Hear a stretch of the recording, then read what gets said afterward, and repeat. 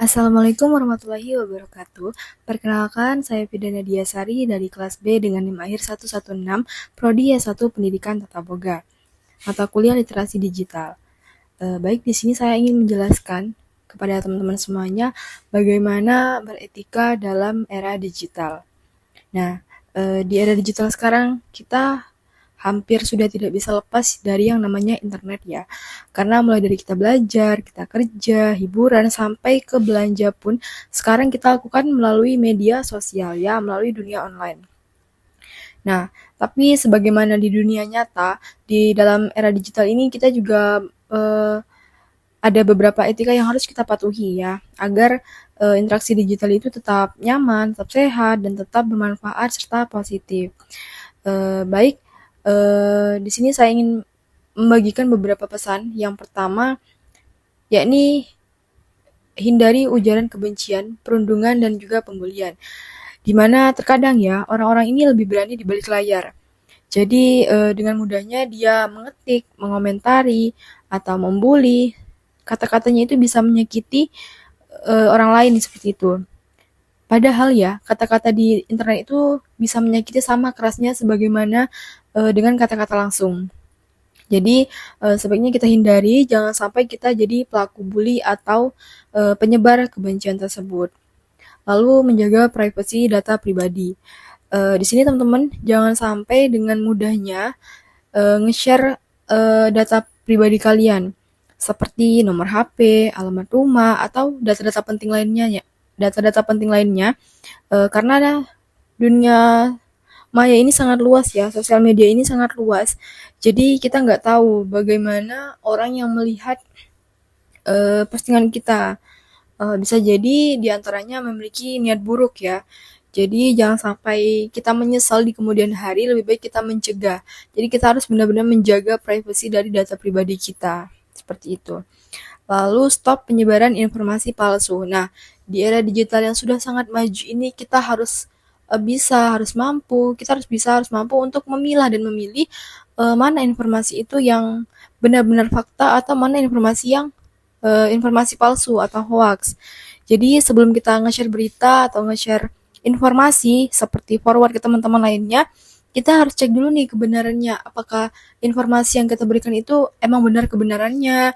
Apakah ini fakta? Apakah ini hanya berita palsu? Jadi jangan sampai kita asal klik ya forward atau share ke teman-teman lain, itu akan menimbulkan kesalahpahaman itu yang semakin luas ya. Jadi kita cek dulu nih kebenarannya.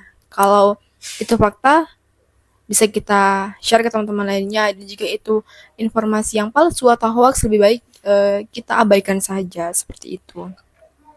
Lalu gunakan bahasa yang sopan di media sosial. Nah, tidak hanya di dunia nyata nih kita menggunakan bahasa yang sopan. Di dunia sosial media juga kita harus menggunakan bahasa yang sopan. Karena dari ketikan, dari kata-kata ini kita bisa menyakiti hati orang lain, bisa menimbulkan konflik ya, bisa menimbulkan konflik dengan orang lain di era digital sekarang. Karena kan kita mudah nih untuk ngetik sesuatu dengan kita, karena kita di sini bebas berekspresi, tapi kita juga harus ketahui batasannya tuh gimana. Jadi harus ngomong baik-baik, jangan sampai kita tuh melukai seseorang, menyindir. Jadi kita harus menggunakan bahasa yang sopan seperti itu agar kita tidak menimbulkan konflik kepada orang lain seperti itu. Lalu manfaatkan kemajuan digital dengan bijaksana. Nah, eh, era digital ini dia memiliki dua sisi. Ada sisi positifnya dan juga ada sisi negatifnya. Jadi teman-teman bisa pilih nih, kalian maunya yang sisi positif atau sisi negatif. Kalau kalian mau berkembang atau mau berkarya, kalian bisa ambil sisi positifnya. Jadi sebaiknya kalian itu menggunakan kemajuan era digital ini dengan sebaik-baik mungkin agar kalian itu bisa menikmati nih dari dampak positifnya. Dan jangan sampai kalian malah mendapatkan dampak negatifnya yang bisa merugikan diri kalian sendiri, seperti itu. Lalu, eh, jadilah netizen yang bijak. Nah, netizen ini kan terkadang suka ini ya teman-teman ya, suka terlalu mudah mengomentari, memposting menyebarluaskan informasi yang palsu seperti tadi hoax. Ya, jadi kita tuh sebagai netizen tuh harus sadar bahwa setiap klik, komen dan postingan kita itu ada konsekuensinya. Ya, jadi kita harus bijaksana nih dalam melakukannya. Beda pendapat itu boleh, tapi kita harus dengan penyampaian yang tepat ya. Jangan asal komen, jangan asal posting seperti itu. Lalu tidak melakukan plagiarisme. Nah, di era digital sekarang ini eh, mungkin plagiarisme itu menjadi satu hal yang sering kali dilakukan ya. Jadi kita itu harus punya etika dalam era digital ini, yakni tidak melakukan plagiarisme. Jadi sebagaimana misalnya kita mengambil ide atau karya orang lain, itu kita jangan lupa mencantumkan sumbernya.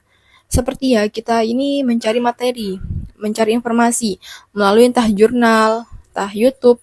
Kita harus menuliskan sumber referensinya tuh dari mana.